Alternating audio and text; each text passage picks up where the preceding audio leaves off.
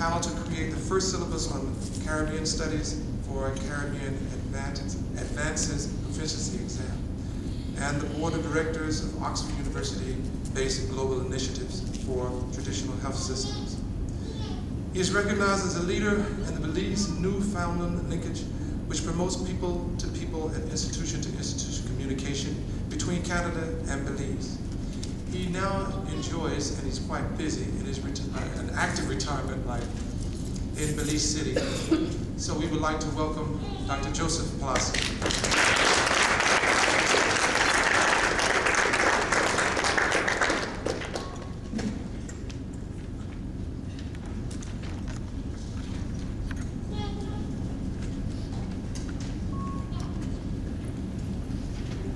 Seremi bu Oliver. Sentna tatro la umrusuro urban leader nereru Garifuna.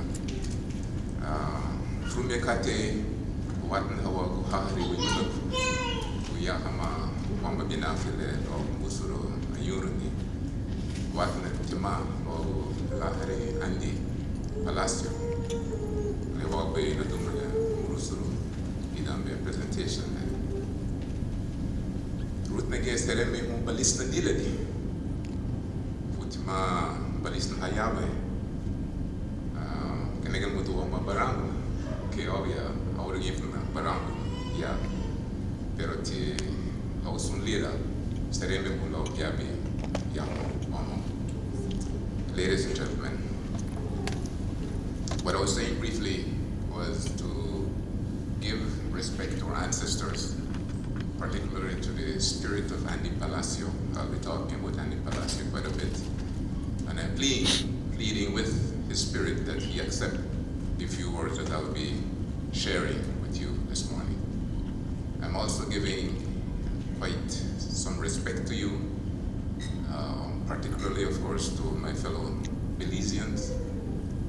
Unfortunately, there is nobody from Barranco, but we'll see about that possibly at another time. So let me get to the heart of the matter. I express gratitude to the sponsors of this event, the Georgia State University School of Music. This tribute to Andy Palacio is part of a series of events taking place in 11 cities between April and August of this year, 2008. The symposium, this particular event, is of special significance because it includes a week-long series of sessions, all revolving around Garifuna people. To me, this event today is special as it marks another collaboration that I'm sharing with my friend and colleague, Dr. Oliver Greene. Dr. Greene kindly contributed to our edited volume, The Garifuna Nation Across Borders. There's a copy here.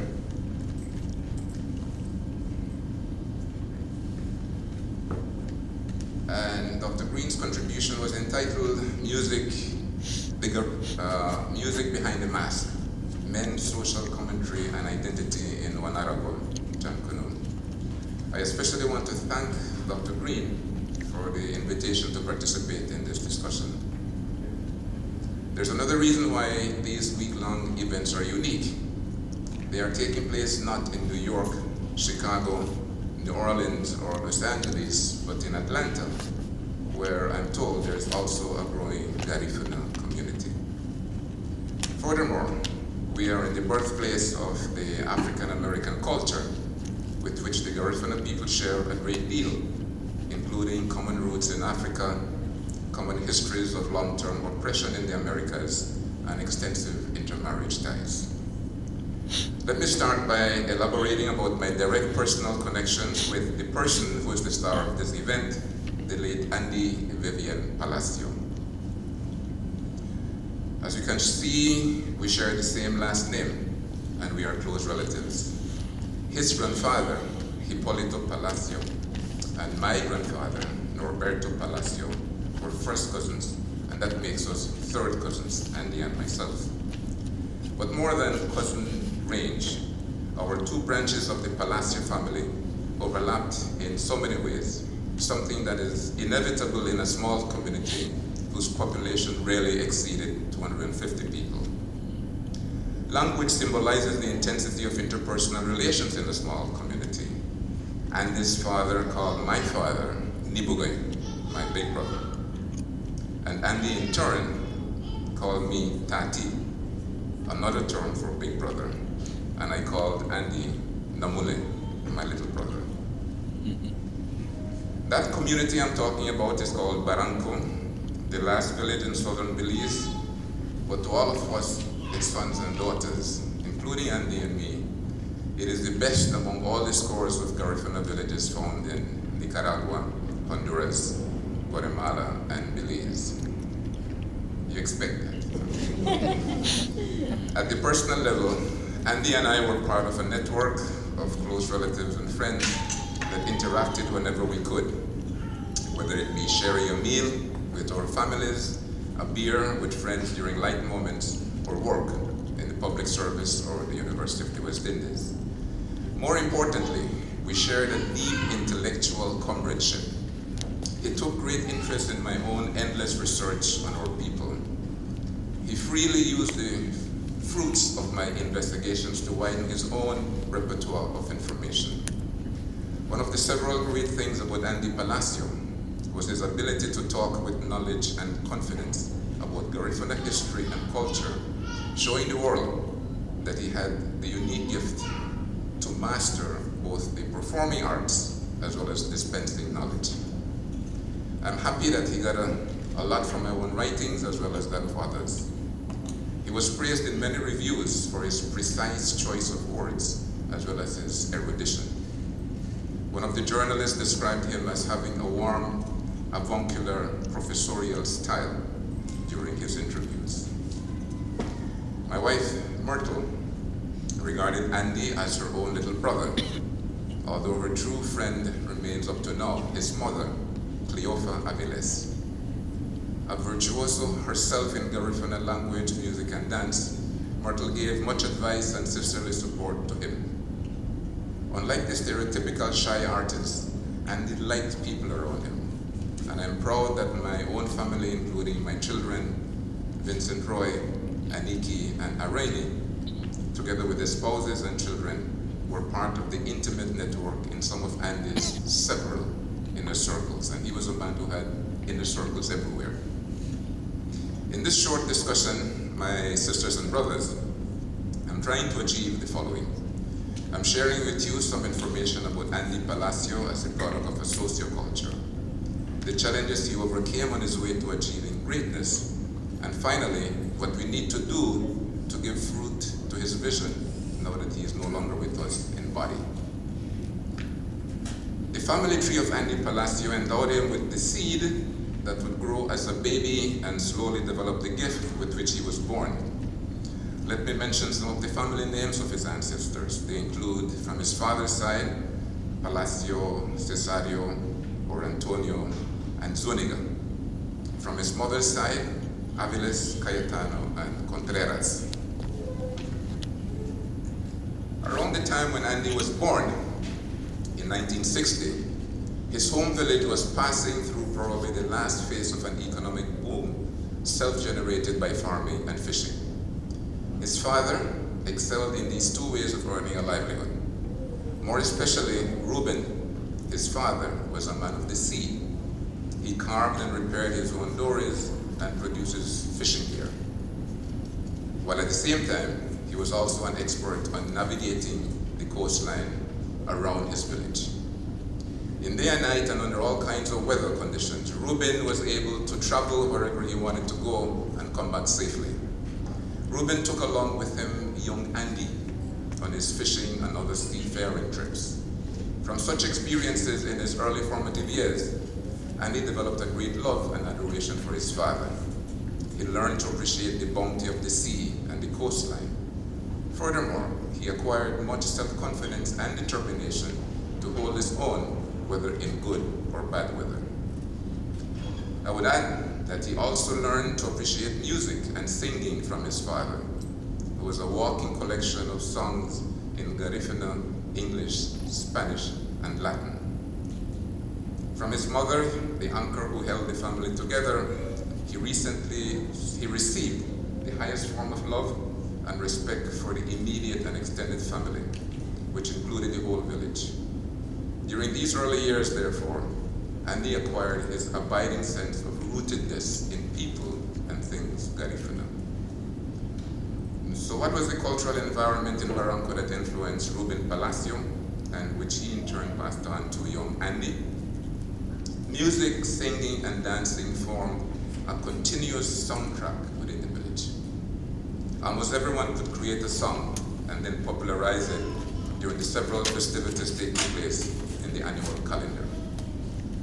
One of the main instigators had been S.B. Daniels, the village schoolmaster who taught music as seriously as he did writing, reading, and arithmetic.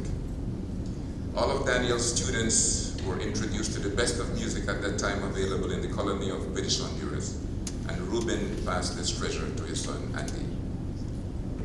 The last stage in the good old days of the home village gradually declined as Andy was growing up. The economy was overtaken by population decline, poverty, and an overall malaise to the extent that now all cash comes from outside as remittances. Sad to say, it is the same fate that has long been common among most of our Garifuna communities from Belize to Honduras, and we've heard about that this morning. But for Belize, there was a silver lining on the horizon. In the 1960s and 70s, we were seeing the waning of British colonialism and the gestation of the political movement that would eventually culminate in the independence of Belize in 1981. The same year when Andy was born. By sheer coincidence, his own growth would overlap with the building of the newly independent Belize. For even as the nation state of Belize acquired political maturity, it needed a cultural soul. And Andy was destined to be a prime mover in creating a soul for his home country. Andy's first sojourn from his village was to attend high school in the neighboring town of Punta Gorda. Although Punta Gorda at the time had a large Garifuna population, the Creole language, a variant of Belize English, had already become the vernacular of choice for the youth. Punta Gorda, like the other towns in Belize, wanted to be a little Belize city, where the Garifuna culture predominated under a heavy topping of American, British, and Caribbean cultures. Andy continued his singing while in high school. The emphasis on continuing is what I'm making, for even in his primary school, pre-teen years, he had formed a small band in Barranco called the Warambians. The musical instruments were a drum and a few discarded tin cans. The music they made was so loud that it was difficult to hear their youthful voices over the rattle of tin can. But Warambians, the name of the band, have their place in musical history as the last band to be formed in Barranco, but the first that Andy created, the precursors to the now world-acclaimed Garifuna Collective of Watina fame. So anytime I hear Watina, remember that it was actually dreamt and put in motion in the band that Andy created when he was a little boy, along with his schoolmates. In high school, Andy had to give up Garifuna creativity that had characterized his early experiments in Barranco.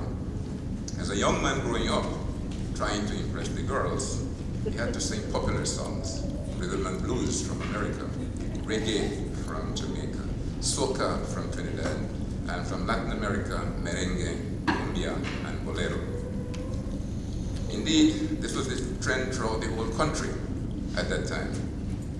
Occasionally, if Garifuna songs were played by dance bands, they did so only intermittently and in limited so-called brought-down sessions. No doubt, Garifuna music would have continued to be marginalized in the whole country, and this could be said about Belize music itself, if there had not been a veritable cultural revolution taking place exactly at the same time Belize attained independence in 1981. The instigator was Ben Cayetano, a man of very humble beginnings from Dandriga. His band was a group that dressed so outlandishly that they wore black trench coats on the stage, in the heat of the stage. Oh, damn.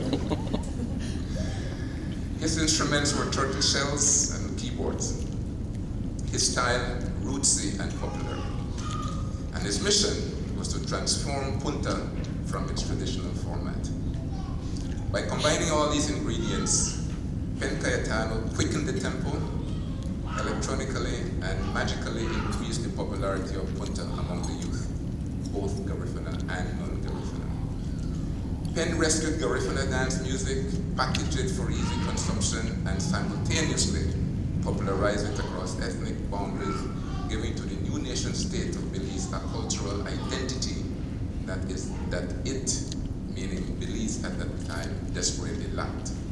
We were becoming independent, we needed a soul, and Pen gave us that soul.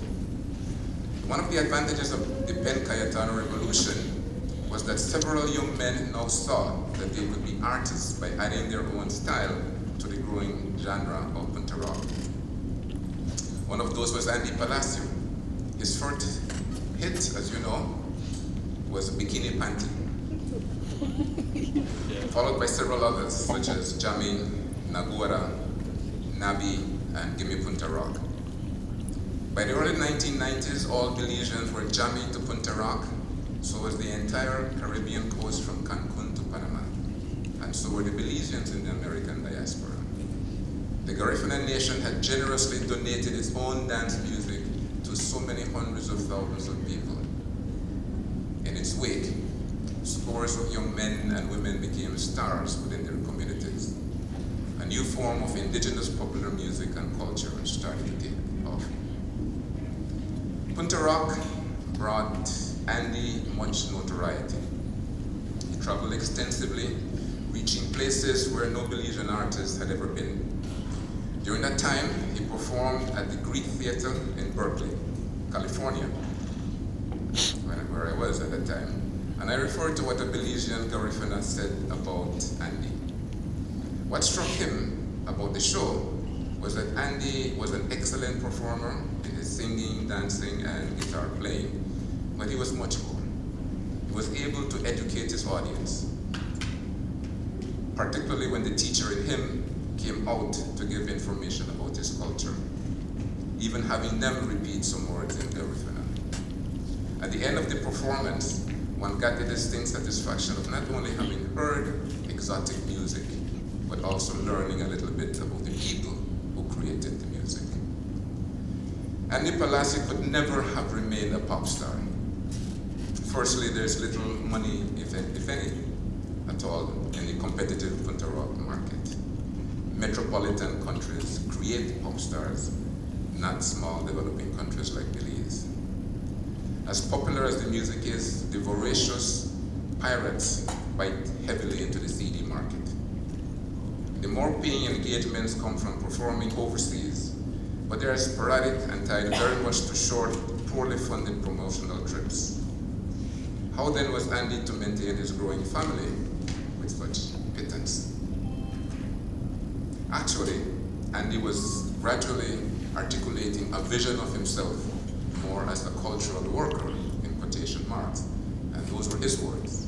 He was a cultural worker, not a pop star. His sound academic background, which included high school education, a trained teacher's diploma, and experience as school teacher, did not take him too long to land him a moderately paying job. His supervisor turned out to be no other than Roy Cayetano, who is a fellow Baranguna, a native of Barangco, a close relative of Andy's, a sociolinguist and himself an inveterate supporter of culture and education. By working with Roy Cayetano, Andy would continue his first love, singing and doing performances while learning more about promoting culture as an aspect of development. In short, he was carving for himself the niche of cultural worker, something that was unknown at that time in Belize. He did so thanks to the support of public funds coming from the government. In return, Andy gave back to the government and people of Belize far more in value than what he received from the government of Belize. While at the Ministry of Rural Development and Culture, Andy worked with the team that prepared the candidacy of the Garifuna Nation for the 2001 UNESCO Proclamation of Garifuna Language, Music and Dance as masterpiece of oral and intangible heritage for all humanity. The experience gave him a hands-on internship on cultural work in terms of its research, writing, videography, and proposal packaging. He was able to see the strength of the traditional and that it could earn its own validation at the world level. Notwithstanding the rush of time in preparing the candidacy, Andy, the fast learner that he was, soaked in much that he could use later on in educating others about his people. Having secured an opportunity to earn a livelihood for himself and family, how would Andy carry his music to the highest level to which his brilliant creativity kept pushing him? Here again, we are talking about Belize, a small country with limited human resource and technical expertise. At that moment, in stepped Ivan Duran. At that time, Ivan Duran was finishing his formal education in Cuba and Spain in music with specialty in classical guitar.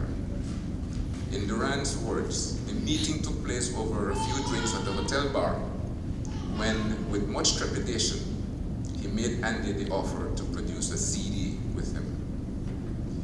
The thought of a CD with his name on the label was too strong a bait for Andy to resist. And so they started working together.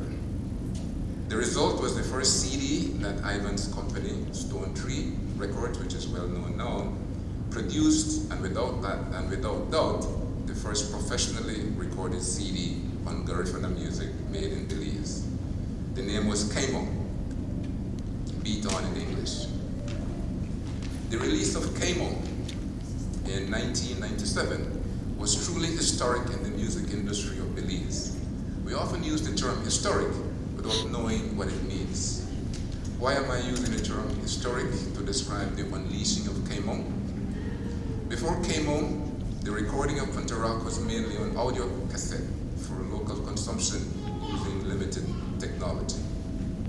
Kaimo introduced high-level recording equipment and sophisticated instrumental accompaniment for the vocals, resulting in a CD that reached first world standards. It was in 1997. Apart from the material success of Kaimo, it also did something that is immeasurable in the history of music production in Belize. It reassured the young and gifted Ivan Duran that there was a distinct future in combining his love with Belizean cultural music and producing it for the world to enjoy. Kaimo, therefore, marked the collaboration of two young Belizean geniuses, one born and raised in a small coastal village, and the other with roots in Catalan, Spain. What both had, Andy and Ivan, was a passionate determination to preserve and promulgate traditional Belizean culture. Interculturalism, as only Belize could generate and ferment, was receiving a high electrical charge of regeneration from these two young men. Part of the reason for my giving so much attention to Kaimo is that you cannot truly understand Watina without first listening several times to Kaimo. There's no need for me to repeat the reams of praise that Watina accumulated in 2007, some of which you heard, and it will continue reaping awards in the future, no doubt. And in this paper, I have a partial list in Appendix 2. But the one thing that I would say is that Watina continued where Kaimo left off. Watina captured traditional Garifuna music, packaged it, and gave it to the rest of the globe as world music. In doing all of this, Watina has spurred attention on the traditional in Garifuna, leading new people to experiment with it on the one hand, while on the other, making the rest of the world buy into Garifuna music at a rate that we had never seen before. Before Andy and Ivan, the last person to have had this dream and to lay the groundwork for its fruition was Ben Cayetano. Among our people, we do not believe in death as the end of life. When we physically leave this earth, we go to join our ancestors in Seri, best described as a mythical Yurume, which is the Garifuna name for the island of St. Vincent. In Seri, we are liberated and become more powerful than when we were on earth. When you listen again to the words of Watina, you will realize that in doing the CD, Andy was already making his transition from earth to Seri. I have a strong feeling that Andy knew this. I do believe that having moved the mountain when he was here on earth, he was relieved that he would now become liberated in Seri to help us plan and execute his legend, or what others are now calling the post-Andy phase. In dealing with the question, what do we do now? I will focus more on the academic community, namely those of us who are paid through public funds, not only to teach, but also to reflect, do research, and community service. With the nation, the Garifuna nation that is receiving so much attention, we have to step to the plate with a detailed knowledge base of our people. It is a shame to admit that there is more known about our history than about our present state, in favor of more current research. When someone asks simple questions like the size of the Garifuna population, its demography, the state of development, we have to bow our head in shame and admit that we don't know. This kind of ignorance is unforgivable in this day and age. For in not knowing simple bits of information about ourselves, we also do not know about our health status, our poverty rate, our land tenure, our use of natural resources, and where we are in the socio-politics of our respective nation states. We cannot answer the questions how many of our people can still hold a conversation in our language, or what is the state of our spirituality, our music, and our traditional knowledge. It is bad enough to say that we don't know the answers to these vital questions. It is sadder to say that there is no academic institution in Central America or the American diaspora that is taking as a challenge the need to tackle these topics with a sense of desperate urgency, using teams of scholars and their students.